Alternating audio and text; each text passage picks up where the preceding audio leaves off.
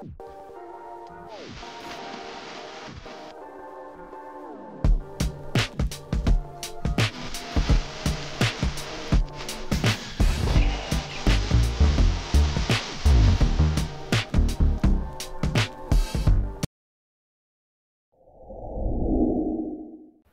everyone, it's me again, Burntam HPT TV.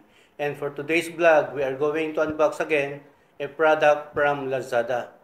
But before I continue my vlog, I just want to greet a happy 9th anniversary to Grupo Auto Norte. Ayan, yan po yung, I'm also a member of that group. Yan, I'm wearing gun shirt. Yan. Ito po yung pang-anim na anniversary, pang-limang anniversary namin actually ito. Pero a couple of years ago, due to pandemic, hindi po kami nakapag-celebrate ng mga anniversaries namin. So, this 2022, hoping na sana mai-celebrate na po natin yung anniversary natin. At the same time, yung project ng ating president na si Jules po, yung clean up drive sa may Lingayen Biwok, sana matuloy na po. Pero TBA pa po kasi yon or to be announced. Wala pa pong exact date. So, trivia ko lang po, this group, a kind of group is, ang main purpose niya is to give charity. Nagcha-charity po tong grupo na to sa mga Pangasinan or nearby provinces.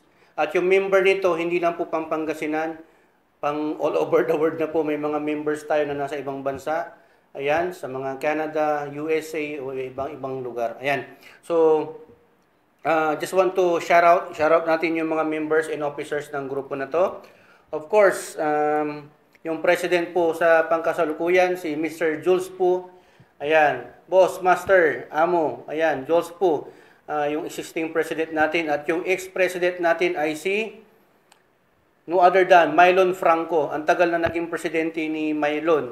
At meron pa tayong isang ex-president, si Mr. Bini Navarro from Lingayen. Ayan, Sir Bini, sila po yung may-ari ng mga Melvin buses. Ayan. Sumakay na po kayo dyan sa Melvin bus, napakaganda. Yung bago nilang bus ngayon na air condition na po at napakabilis. Ayan.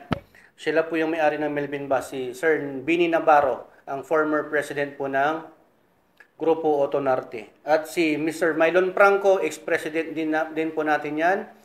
From Dagupan also, sila po yung may-ari ng Costless. Ayan, furniture.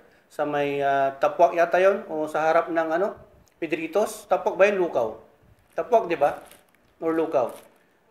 Tapwak, ayan. So, sa mga malapit dyan sa Tapwak, sa Dagupan, Kalasyaw, Lingayen, Binmalay, wag na po kayong lumayo pa. Pumunta na po kayo sa Costless Furniture. Mura lang po doon. Hanapin nyo lang po si Mylon Franco. Ayan.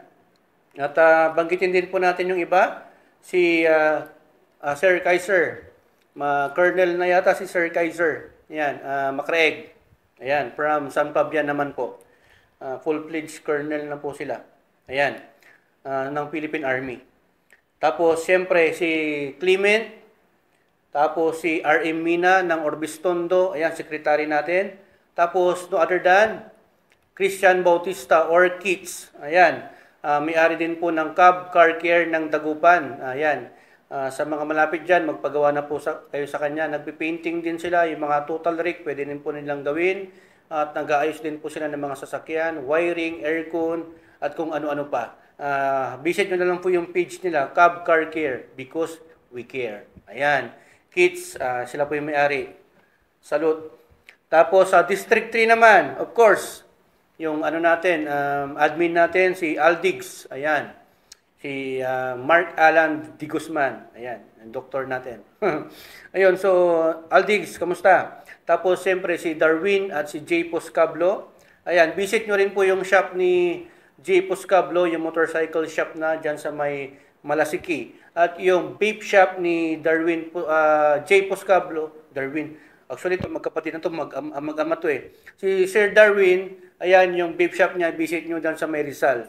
Okay? Sa mga malapit dyan sa bayan ng San Carlos at city proper. Ayan. Tapos, siyempre si Allen Charles. Visit nyo rin po at support nyo rin po yung YouTube channel ni Allen Charles ng Kuliling. White Salt Potato. Hanapin nyo lang po sa YouTube. And of course, si Fritz at saka si Stephen. Ayan, yung piloto natin na nag-aaral sa WCC, si Stephen. Ayan, kamusta sa inyo guys? Ang dami-dami pa actually. Sige, banggitin ko na lang yung iba, yung mga yung mababang yung kaya kong banggitin bago tayo mag-unboxing. Ayan, banggitin natin kasi siyempre, ano yan, anniversary natin, ano? Raul Vicente Carion Campos ng Lingayen, Idric Lardizabal ng Santa Barbara. Visit nyo rin po yung water refilling station niya. Fritz Rar, Ramil Reyes. Ayan, meron din po siyang burger, mini burger shop dyan sa may PNR site.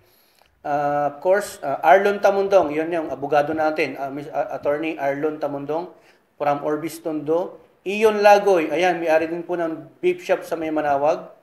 Dio Saplan, J. Peralta, Kevin Fernandez, TG Barberan Soson. Of course, Patrick Santos, yan po yung pinaka-founder ng Grupo Auto Norte from Lingayen also at mga brothers po niya, mga Santos brothers. Of course, Anthony Untalan from Canada na taga Malasiki. GR Ibasan, Maki, Gabriel Ivan Tuazon, Ian Iver, Christian Michael Estabillo, yun. Ano pa ba iba? Ariel Abarabar, Kunanan, Michael Angelo Estabillo, Jean Paulo Diaz, Kurt BDS. Ayan, ang dami pa. John Paulo, yun. Mark Lester Basa, Jerome Macaraeg, and of course, John Ray Rosario Capito. At not but not the least, Prince Aliguas. Si Kuyang, ayan. So, ayan, ulitin ko po, happy 9th year anniversary Grupo Auto Norte para sa inyo tong damit na to at vlog content na to sa ngayon. Ayan. So, salute po sa bago nating presidente at sa mga hindi ko pa pala nabanggit ng mga members, pasensya na po kayo at ito lang po yung nakatag dito sa nakapost sa natin, official page ng Grupo Auto Norte. At congratulations sa atin at sana magpatuloy pa ang Grupo Auto Norte at sana marami pa tayong matulungan ng mga nangangailangan na sa community natin. Guide tayo ng ating Panginoon at ng ating mga members and officers. Congrats sa atin. So ayan, shoutout ko na po kayo. Sana sa mga hindi pa pala nakasubscribe na mga kagrupo ko sa Grupo Auto Norte, mag-subscribe na kayo guys. At sa mga nakasubscribe na, maraming salamat sa patuloy na suporta at panonood. Ayan. So ayan, i-unbox na po natin. Para to sa sasakyan ng Pajero naman. Ayan. Shoutout din pala sa grupo ko sa Pajero, sa R1 Pajero and 4x4 off-roaders. Ayan. So meron tayong opener. Hindi po ito opener ng can or bottle. Opener po ito ng tailgate rear back door outside handle latch for Mitsubishi Pajero. Ito po yung pangalan ng product. Ulitin ko po, tailgate rear back door outside handle latch for Mitsubishi Pajero. Pero take note po, disclaim ko lang po, para po ito sa Pajero na model 1995 to 2000. Okay? 1990 to 2001 rather. Sorry po, nagkakamali, alam niyo na po. So yun, from 1990 to 2001 model po itong product na to. Ito po ang code niya, B31, B32, B43, B44, 45, 46, B73, B75, V78, each 77. Yung po yung mga nabanggit ko ay para po sa mga model na yun. Okay po? So, ang features po nito, OEM, Original Equipment Manufacturer Number, MB669338. So, yan po yung item or product number po niya. Okay? So, disclaim ko lang po ulit, hindi po ito original. Okay? Aftermarket po ito, pero ginaya po ito sa original mismo. Okay? Hindi po siya Class A. So, AC installation po siya. According to the original fact, ayun, ang ibig po sabihin po kasi ng OEM, tama po yung sinabi ko, kinuha po ito doon sa original kasi according to the original factory specification. Yung po ang ibig sabihin actually ng OEM. Iba po yung Class A at iba din po yung copy. Okay? Easy installation po siya. So, easy installation po siya. And the same time, yung specification po niya, yung material po na ginamit dito ay plastic and metal. Of course naman, kitang-kita, metal and plastic. At yung size po niya or length and width po niya is 9.7 by 5.7 cm at ang quantity niya, of course, isa lang. Kasi isa lang naman po ang bukasan sa likod sa tailgate. Okay? Mga ka-DIY, take note po, very careful by choosing this kind of product sa mga Lazada or Shopee or sa mga auto supply. Hanapin nyo po, dapat nakalagay po yung part number or item number. Yan po. Kung ano po yung binanggit ko, MB669338, nandyan po. Nandyan po yun. Dapat may part number po siya. Ayan. Ano po? So, hanapin nyo po yun. Kung wala po yun, fake po yun. Made in China actually ito. Wala pong Japan. Kasi yung Japan, yun po yung mismong nakakabit sa Pajero na po. Ang Pajero po na paggagamitan ko po nito, mga ka-DIY, ay Pajero 4M40 1997 model Subic or GDM from Japan. Dinala lang dito sa Pilipinas, na-acquire sa Pilipinas o dumating sa Pilipinas ng 2007. Okay? So, tatry po natin ito. Gagawa po tayo ng vlog na kung saan ilalagay po natin ito at yung magiging vlog na yon for DIY tutorial. Abangan nyo po yung vlog na gagawin po natin dito kung paano na po natin siya ikabit at paano po natin tatanggalin po yung nakakabit na nasira na. Actually, yung nangyari po dito mga ka-DIY, nag-crack po dito. Nasira nung mga kasama ko nung nag-airsoft kami. Mahal po, ang original po talaga nito, meron po talagang original. Meron po kasing nagbibenta sa amin ng product na original, si Sir Giovanni Del Rosario, nasa 2.5 ang pinaka-original po talaga nito. Kaya lang, subukan ko muna sa Lazada, kung kaya naman, why not? Dito muna tayo sa cheaper, kasi siyempre, pandemic ngayon, medyo mahina ang kita sa business.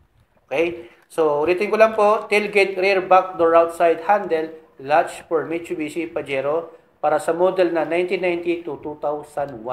Pwede po sa Pajero 4D56 at Pajero 4M40 engine. Okay? So, ayan. Hoping na nakatulong po ako dito sa product na ito, sa pagbablog ko, at nagkaroon po kayo ng idea. Yung link po kung saan ko po ito binili, doon na lang po sa description below. Ilalagay ko po para malaman nyo po kung saan po nyo ito mabibili. Actually, marami po ito doon, kaya lang mahihirapan po kayo mag-search kasi mayroon pong technique sa pag-search nito. Hindi po ito lalabas agad-agad. Kaya mas mabuti na tingnan nyo po sa description below ng aking channel. Okay po? So, ang re-reveal ko na po ang price nito, nagre-range po ito sa 293. Sabihin mo na lang, may point po kasi siyang 96. Ilang cents na lang. So, sabihin na lang natin siyang 294. Kasama na po ang shipping dito. May mga mahal po nito. May 500, may 800, may 1,000. Pero hindi pa rin po ito, hindi pa rin po iyon original. Okay? At hindi rin po ito original. OEM product lang po ito. Okay guys? Susubukan ko dito sa 293 pesos. Try po natin to kung kaya naman. O, di ba? Makikita nyo naman. At magkakaroon tayo ng review nito. So, affordable po siya. Disclaim ko lang po, hindi po ako sponsored ng product na to. Okay? So, this is for my personal consumption. So, hoping na patuloy akong nakakatulong sa inyo. At wag nyo pong, sa tingin nyo nakakatulong po yung video na to na sa inyo, wag nyo pong kalimutan mag-subscribe sa channel natin. At ituloy-tuloy na rin po natin. Meron pa pong maliit na product dito na kung saan galing din po sa Lazada. Very fanatic ako sa Lazada, no. Isa siyang po ito. Pag nagbubukas po kayo nito mga ka-DIY, huwag pong pabigla-bigla kasi very sensitive po ito kasi po ito sensor. Yan, box po natin. Hindi na po ako mag-intro kasi parehas din po ang paggagamitan nito sa sasakyan lang po. Sa mga po ito, pwede nyo pong gamitin to sa mga nagtitimpla ng coffee, sa mga barbecue food kung saan i-test nyo yung Fahrenheit niya or Celsius niya, yung init. Okay? So itong product na po ito is para sa hot and cold. Ayan. Hot and cold. Get exact temperatures within the range from 40 degree Fahrenheit to 480 degree Fahrenheit or 40 degrees Celsius to 248 degrees Celsius. Ideal for everyday cooking and baking.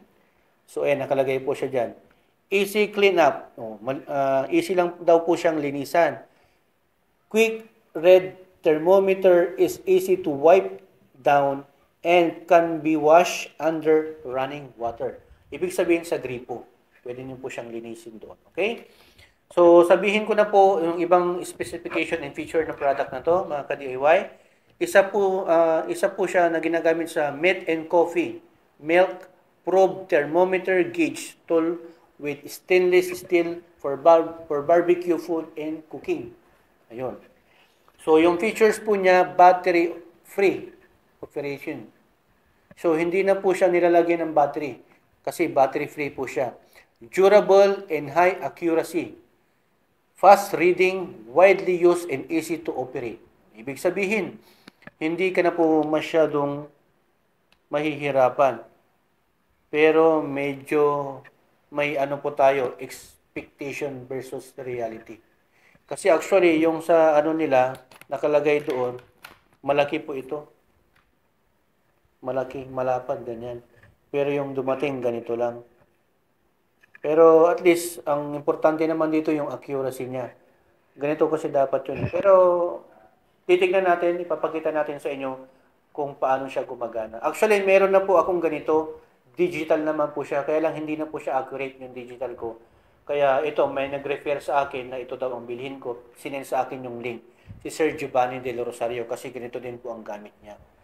Napaka-importante ito guys na meron po kayong ganito para matest nyo po kung accurate po yung binibigay na lamig ng air condition ng sasakyan ninyo at ng air condition ng bahay ninyo. Kasi ito po ang pag-gauge, no? Ang gamit ng gauge po niya. Ayan. Yung size po niya is 1 cm. At of course, yung package niya, set of one set. Kasi isa lang naman talaga. At yung holder po niya kung saan sinusuksok po ito. Yung temperature range po niya is from 0 to 120 degrees Celsius. So, iba po yung nakalagay dito. Ano ba yan, sinasada? Baka naman. Diba? Ayusin, ha? So, ayan mga ka-DIY, bibigyan ko po kayo ng demonstration nito na kung saan papaandarin natin yung sasakyan, i-warm up natin. Bigyan ko lang po kayo ng maintenance sa aircon, sa air conditioning.